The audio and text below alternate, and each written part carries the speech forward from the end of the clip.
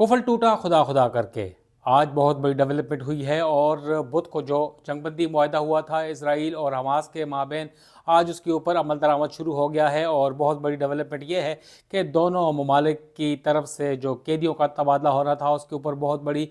پیش رفت ہوئی ہے، اور آج گو کہ تقریباً 3.25 گھنٹے تاخیر سے یہ عمل درآمد ہوا ہے اس معاہدے کے اوپر۔ بدھ کے روز یہ جنگ بندی معاہدہ ہوا تھا، سیز فائر معاہدہ۔ ایجپٹ، امریکہ اور قطر کی کوششوں سے یہ معاہدہ ہوا، کئی مہینوں، کئی گھنٹوں، کئی دنوں تک یہ چیزیں جاری رہیں، اور بالآخر اس کے اوپر عمل درآمد ہو گیا ہے۔ اور آج 3 نام حماس کی جانب سے دیے گئے ہیں، 3 قیدیوں کی جانب سے کہ انہیں چھوڑا جا رہا ہے، اور 95 نام جو فلسطینی قیدی اسرائیلی قیدوں میں جیلوں میں قید تھے اس کے حوالے سے تفصیلات فراہم کی گئی ہیں۔ حماس کی جانب سے 3 گھنٹے تاخیر سے یہ نام دیے گئے ہیں۔ 3 جو ہاسٹیجز ہیں یرغمالی تھے، اور اسرائیلی یرغمالی جو تینوں خواتین ہیں، اور ان کے جو تفصیلات ہیں وہ فراہم کی گئی ہیں۔ حالانکہ تاخیر سے فراہم کیے جانے کے اوپر یہ نام جو ہیں اس کے اوپر کافی قیمت اٹھانا پڑی ہے دوبارہ فلسطینیوں کو، اور غزہ کے اوپر اسرائیلی ڈیفنس فورسز نے، ملٹری نے کارروائیاں کی ہیں، اور اس تاخیر سے نام فراہم کرنے کے اوپر کافی ہلاکتیں ہو چکی ہیں، اور تقریباً 10 سے 15 کچھ ہی دیر میں جو فلسطینی ہیں انہیں شہید کیا گیا ہے، اور اس کے علاوہ درجنوں زخمی کیے گئے ہیں۔ نام کون کون سے ہیں؟ 3 نام دیے گئے ہیں حماس کی جانب سے، اور حالانکہ اسرائیلی پرائم منسٹر نیتن یاہو کا کہنا ہے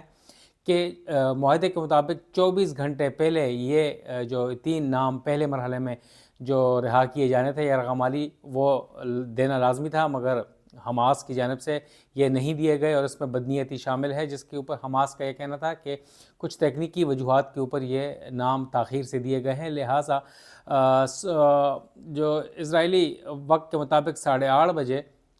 یہ عمل درآمد شروع ہونا تھا، مگر جو دوبارہ 11:15 11:30 کے قریب یہ نام فراہم کیے گئے ہیں حماس کی جانب سے، اور تینوں خواتین ہیں، ایک 31 سالہ ہے، نرس ہیں، اور ایک 28 سالہ برٹش اسرائیلی ہیں، اور ایک تیسری بھی خاتون ہیں۔ اس میں بتایا جا رہا ہے کہ 7 اکتوبر 2023 کو جب حماس کے جنگجوؤں نے حملہ کیا تھا تو یہ اس وقت ایک وہاں پر ڈانس پارٹی ہو رہی تھی، اور تینوں خواتین وہاں پر تھی، تو لہٰذا اس وقت 251 اسرائیلیوں کو جو یرغمال بنایا گیا تھا، جس میں مختلف نیشنلٹیز کو بھی لوگ تھے اور اسرائیلی بھی تھے، اور ان میں سے کافی ہلاک ہو چکے ہیں، اور اس وقت جو بتایا جا رہا ہے صرف 95 زندہ ہیں، اور پہلے مرحلے میں معاہدے کے مطابق 3 قیدی رہا کیے جانے تھے۔ ایک خیال یہ بھی تھا کہ سب سے معمر ترین خاتون جو ہیں وہ 86 سالہ ہیں، شاید انہیں رہا کیا جائے گا، یا سب سے جو کم عمر ایک بچی ہے یا بچہ ہے، اس کی عمر اس وقت 2023 میں 7 اکتوبر کو 9 ماہ تھی، اب جو ہے 15 ماہ کے دوران اب دیکھتے ہیں کہ تقریباً 1.5-2 سال کی ہو چکی ہے بچی، تو اسے بھی رہا کیا جائے گا، مگر نہیں کیا گیا۔ تاہم 3 نام دے دیے گئے ہیں، اور اسرائیلی میڈیا، اسرائیلی حکومت نے کنفرمیشن کر دی ہے کہ 3 نام حماس کی جانب سے دے دیے گئے ہیں جو کہ پہلے مرحلے میں رہا کیے جائیں گے۔ لہٰذا آج کسی بھی وقت قیدیوں کا جو تبادلہ ہوگا تو یہ جو تینوں خواتین ہوں گی اسرائیلی حکومت کو دے دی جائیں گی، اور جو 95 فلسطینی قیدی ہیں وہ حماس کے حوالے کر دیے جائیں گے یا اسلامک جہاد کے حوالے۔ اور 7 اکتوبر 2023 کو تقریباً 100 یا تقریباً 250 حماس کے جنگجوؤں کو، اسلامک جہاد کے جنگجوؤں کو حراست میں لیا گیا تھا، اور اس سے پہلے بھی کچھ تو، لہٰذا 1000 سے زائد فلسطینی جو ہیں وہ اسرائیلی جیلوں میں قید ہیں۔ پہلے مرحلے میں جو نام دیے گئے ہیں حماس کو وہ 95 قیدی ہیں، اور آج ان کے حوالے کر دیے جائیں گے۔ تاہم اس کے اوپر اب بھی ڈاؤٹس برقرار ہیں، اور اسرائیلی وزیر اعظم کا کہنا ہے کہ کسی بھی وقت اگر اس میں بدنیتی شامل ہوئی اور اگر سیز فائر کے نکات کے اوپر عمل درآمد نہ کیا گیا تو اسرائیل حق محفوظ رکھتا ہے کسی بھی وقت غزہ کے اوپر دوبارہ حملہ آور ہو سکتا ہے۔ تو پہلے مرحلے میں کیا کیا ہونا ہے وہ تو پہلے بھی ہم آپ کو بتا چکے ہیں کہ پہلے مرحلے میں پہلا مرحلہ 16 دن کے اوپر محیط ہے، اور ویسے جنگ بندی کا جو معاہدہ ہے وہ 6 ہفتہ ہے، 62 دن کا یا 42 دن کا ہے، اور 62 دن تک بھی بتایا جا رہا ہے۔ تاہم اس کا کوئی ڈاکومنٹ ابھی تک آیا نہیں ہے، اور مختلف ممالک کی جانب سے یعنی ایجپٹ، قطر اور امریکہ اور اسرائیل کی جانب سے اس کے اوپر باتیں کی جا رہی ہیں۔ پہلے مرحلے میں 3 ہی قیدی ادھر سے رہا کیے جائیں گے اور وہاں سے 95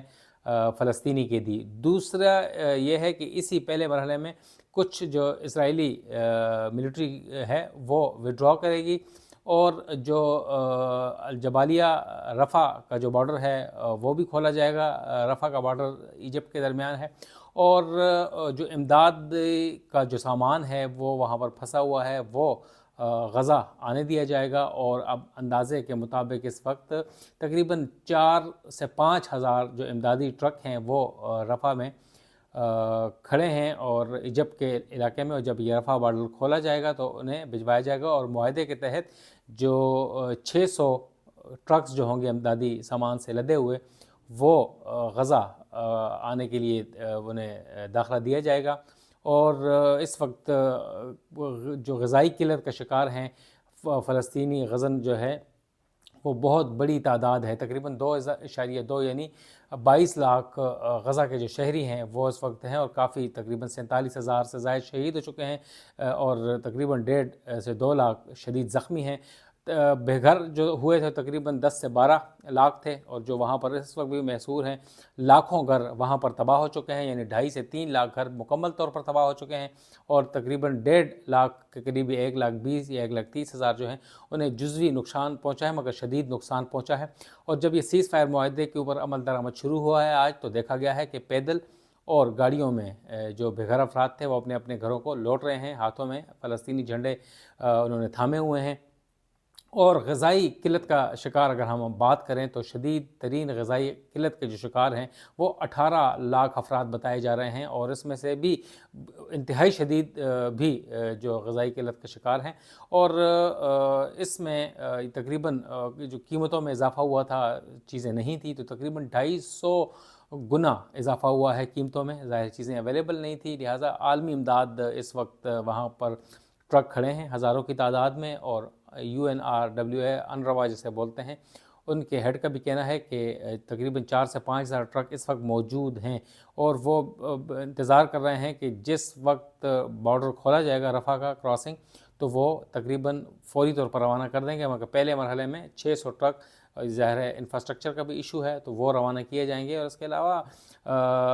بتایا یہ جا رہا ہے کہ تقریباً 90% یہاں پر جو افراد تھے وہ بے گھر ہو چکے تھے، اور اب وہ واپسی کی طرف ہیں، اور دوسرے مرحلے میں یہ ہوگا کہ 16 دن بعد پھر دوبارہ ایک مستقل جنگ بندی کے اوپر گفتگو کی جائے گی، اور پھر کچھ جو 33 ہوں گے اسرائیلی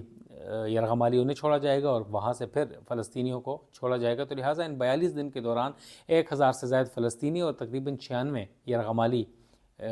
رہا کیے جائیں گے، اور اس کے علاوہ جو اسرائیلی یرغمالیوں کی لاشیں ہیں وہ بھی اسرائیل کے حوالے کی جائیں گی جنگ بندی معاہدے کے تحت۔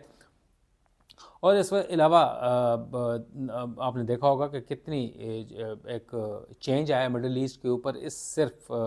اسرائیل حماس جنگ کی وجہ سے سیرین گورنمنٹ کا خاتمہ ہوا، ایران اسرائیل کے درمیان تناؤ بڑھا، لبنان میں بہت بڑی تبدیلی آئی ہے، اور لبنان میں ظاہر ایک نئے صدر، نیا وزیر اعظم، نیا اسپیکر آیا ہے، حزب اللہ کا سربراہ اور نائب سربراہ، ان کے داماد، ان کے رشتہ دار سارے مارے جا چکے ہیں، اور سیز فائر 27 نومبر کو حزب اللہ کے ساتھ بھی ہوا تھا اسرائیل کا، اور اس کے اوپر عمل درآمد ابھی تک نہیں ہو سکا، لہٰذا اس کے بعد آج بھی لیبنیز جو پریزیڈنٹ ہے جوزف اون، انہوں نے اسرائیل سے دوبارہ مطالبہ کیا ہے، زور دیا ہے کہ جلد از جلد اپنی فوجیں سیز فائر معاہدے کے تحت جو جنوبی لبنان ہے وہاں سے نکال لیں تاکہ عمل درآمد شروع ہو سکے اور مستقل جنگ بندی کی طرف جایا جا سکے۔ اس کے علاوہ تقریباً $113 ملین کی امریکہ کی جانب سے لبنان کو امداد بھی دی گئی ہے، اور نئے وزیر اعظم بھی آ گئے ہیں، اور نیا اسپیکر بھی آنے والا ہے، اور معاہدے کے تحت لبنان میں ایک فارمولہ ہے جس میں صدر مملکت لبنان کا جو ہوگا وہ کرسچن، اور پرائم منسٹر سنی مسلمان اور شیعہ مسلم ہوں گے اسپیکر، تو لہٰذا اس معاہدے کے تحت اب ایک نئی حکومت آ چکی ہے، اور حزب اللہ اس وقت کمزور ہو چکی ہے، اور عالمی امداد لبنان کی طرف جا رہی ہے۔ تو لہٰذا یہ صورتحال تھی، کافی تشویشناک تھی، تو لہٰذا اب یہ کہا جا رہا ہے کہ تقریباً 80% جو انفراسٹرکچر ہے وہاں پر ایجوکیشن انسٹیٹیوشنز ہیں، اسکول کالجز تباہ و برباد ہو چکے ہیں۔ غزہ میں 34 میں سے صرف 16 اسپتال وہ کام کر رہے ہیں جنہیں جزوی نقصان پہنچا ہے، باقی کی جو ہیں وہ مکمل تباہ حال ہیں، اور ان کے جو ڈائریکٹرز ہیں، سب سے بڑا جو فلسطینی غزہ کا ہاسپٹل ہے ان کو بھی اغوا کیا گیا تھا، ان کے بھی رہائی کا مطالبہ کیا جا رہا ہے عالمی برادری کی جانب سے بھی اور حماس اور اسلامک جہاد کی جانب سے بھی۔ تو اندازہ آپ لگا سکتے ہیں کہ اس وقت عمل درآمد جو ہے وہ شروع ہو چکا ہے، مگر اسے جو اسرائیلی پرائم منسٹر اور دیگر جو اینالسٹ ہیں وہ یہ کہہ رہے ہیں کہ فریجائل یہ سیز فائر معاہدہ ہے اور کسی بھی وقت ٹوٹ سکتا ہے، مگر اس وقت ڈونلڈ ٹرمپ کل یعنی 20 جنوری کو پیر کو حلف اٹھا رہے ہیں امریکی صدارت کا، اور اس کے بعد اب امکان یہی ہے کہ وہ دونوں پارٹیوں کے اوپر زور دیں گے کہ اس کے اوپر مستقل جنگ بندی کی طرف جایا جا سکے۔ لہٰذا اس وقت جنگ بندی عمل درآمد ہونے سے جو اسرائیل کی ایک مخلوط حکومت کی سب سے اہم پارٹی تھی، یہودی پاور پارٹی سے کہا جاتا ہے، اور اس نے احتجاجاً استعفیٰ دے دیا ہے، یعنی کولیشن سے نکلنے کا اعلان کر دیا ہے، مگر ان کا کہنا تھا کہ وہ نیتنیاہو کی حکومت نہیں گرائیں گے۔ اور اس کے علاوہ کافی ریکنسٹرکشن کے اوپر کی باتیں ہو رہی ہیں کہ تیسرا مرحلہ جب ہوگا اور اس میں جو مستقل جنگ بندی کی طرف جائیں گے تو مستقل ایک جنگ بندی ہو جائے گی، سیز فائر ہو جائے گی، جس کے بعد تعمیری نو شروع کی جا سکے گی، اور مستقل جو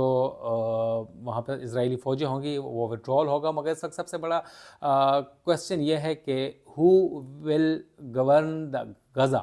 غزہ کی جو کنٹرول کس کے پاس ہوگا اور بفر زون کا کنٹرول کس کے پاس ہوگا، اس کے اوپر بات چیت جاری ہو۔ یو اے ای، امریکہ اور اسرائیل کے مابین ایک کمیشن بننے جا رہا ہے، شاید اس کے اوپر وہ کریں گے، مگر اس وقت تو پہلے مرحلے کو کامیاب بنانا ہے۔ کامیابی سے 16 دن گزر گئے تو دوسرا مرحلہ، اور اس کے بعد پھر تیسرا مرحلہ، اور 42 دن بعد پھر مستقل اس کے اوپر بات چیت کی جائے گی۔ اور ریکنسٹرکشن کی بات کی جائے تو یہ بتایا جا رہا ہے کہ ریکنسٹرکشن اگر کی جاتی ہے تو اس میں بھی سال لگ سکتے ہیں، 100-200 سال لگ سکتے ہیں، مگر اس کے لیے اگر جلدی کرنا ہے، غزہ کو بحال کرنا ہے،